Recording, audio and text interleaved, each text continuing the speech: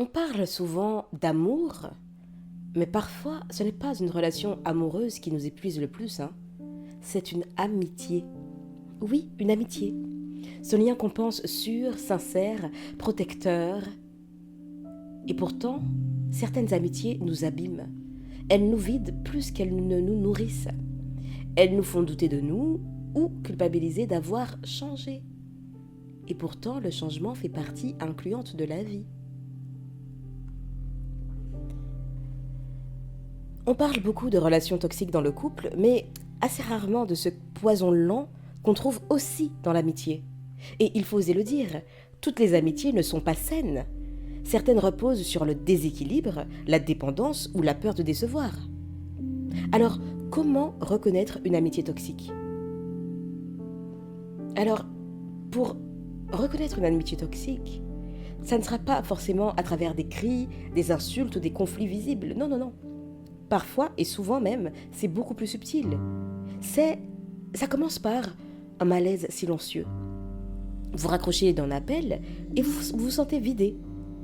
Vous sortez d'un café et vous vous demandez pourquoi vous avez encore besoin de vous justifier. Vous vous dites « je l'aime beaucoup mais…» Et derrière ce « mais », il y a une fatigue, une tension, un doute. Les amitiés toxiques, ce sont celles où vous marchez sur des œufs, où vous avez peur d'être mal interprété, jugé ou puni du silence. Une amitié où votre valeur dépend de votre disponibilité, de votre loyauté ou de votre capacité à consoler l'autre. Exemple concret, vous traversez une période difficile, vous essayez d'en parler à votre amie, mais très vite, la conversation tourne autour d'elle. Uniquement elle. Elle a toujours une histoire pire que la vôtre, ou mieux que la vôtre. Elle ne vous écoute pas vraiment, elle attend juste son tour pour parler. Et c'est ce que j'appelle une amitié miroir. Elle ne vous voit pas, elle se regarde à travers vous. Autre exemple, vous commencez à vous sentir mieux, à évoluer, à prendre confiance, et tant mieux, hein. Et là, sans même comprendre pourquoi, votre amie s'éloigne. Elle devient froide, distante.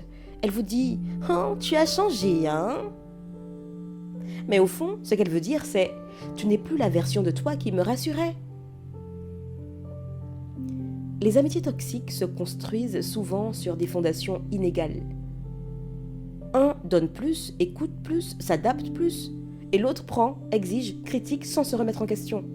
Et quand on a un grand cœur, on se dit « Ah mais non, mais je ne veux pas la perdre ou le perdre. » Alors on reste, on minimise, on se tait. Mais en réalité, plus vous restez, et plus vous vous trahissez un peu plus chaque fois. Ce qui rend ces liens si difficiles à couper, c'est la mémoire émotionnelle, les bons moments, les confidences, les rires d'antan, d'avant. On se dit, ce n'est pas toujours comme ça. Mais le problème, c'est que même si ce n'est pas toujours, c'est souvent. Et c'est suffisant pour user votre énergie, votre confiance et votre paix intérieure. Suffisamment pour que vous ayez hoché la tête au moins une fois depuis que j'ai commencé ce podcast. Et donc, comment repérer que quelque chose ne va plus ? Premièrement, vous ressortez souvent vidé, épuisé de vos échanges. Vous avez peur de dire non. Vous devez toujours justifier vos choix. Quoi que vous fassiez, il y a un reproche, une remarque, une blague blessante. Vous n'avez plus l'espace d'exister librement. Vous adaptez votre comportement pour éviter les tensions. Vous portez la relation à bout de bras. Si vous arrêtez d'écrire, c'est le silence total. Si vous ne prenez pas de nouvelles, plus rien ne vient de l'autre côté. Et puis, il y a aussi un autre type d'amitié toxique. Celle qui se nourrit de votre malheur. Ouais. Celle qui se nourrit de votre malheur. Vous savez, ces personnes qui semblent plus proches quand tout va mal, mais qui disparaissent dès que vous commencez à aller bien. Parce qu'au fond, votre souffrance les rassure. Elle les place en position de sauveur. Et si vous allez mieux, elles perdent leur utilité, presque leur identité. Et parfois, c'est encore plus complexe. Vous aimez sincèrement cette personne, mais elle ne sait aimer qu'à travers le contrôle, la critique ou la compétition. Elle ne sait pas accueillir votre lumière sans se sentir menacée. Alors, elle vous pique, elle vous rabaisse subtilement, ou elle se met en retrait pour vous faire culpabiliser. Et tout ça là, c'est une manière de garder la main. Mais ce qu'il faut savoir, c'est que les amitiés toxiques ne sont pas toujours malveillantes. Parfois, elles naissent de blessures non guéries, d'un besoin de reconnaissance ou de la peur de l'abandon. Maintenant, comprendre ne veut pas dire tolérer. On peut être empathique sans se sacrifier.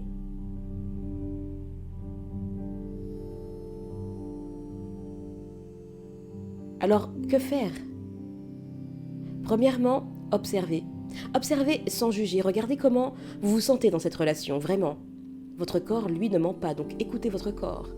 S'il se contracte, s'il se ferme, s'il s'épuise. Ensuite, osez poser des limites. Pas forcément en coupant tout contact, mais en dosant. Moins d'énergie, moins de disponibilité, moins d'explications. Et ces limites seront une sorte de test. Une amitié saine respecte les limites de l'autre. Une amitié toxique les conteste. Et si malgré ça, rien ne change, alors oui, il faut envisager de partir.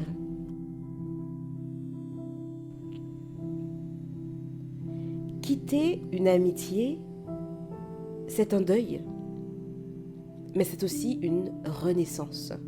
Parce que vous libérez un espace pour autre chose, pour des liens authentiques, simples, équilibrés. Des liens où vous n'avez pas besoin d'être utile pour être aimé.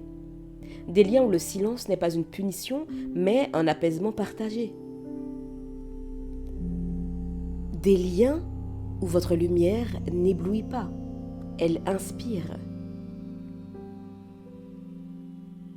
Cher ami, retenez ceci. Ce n'est pas à vous de vous rapetisser pour tenir dans une amitié. Ce n'est pas à vous de tout comprendre pour tout réparer. Une relation saine se construit à deux.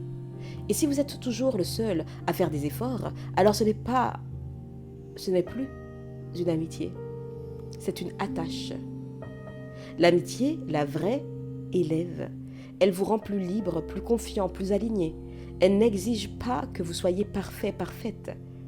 Juste que vous soyez sincère.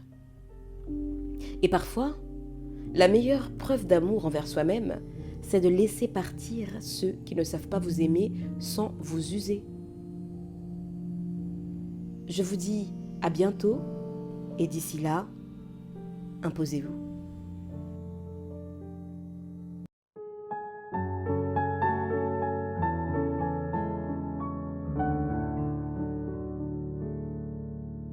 Every day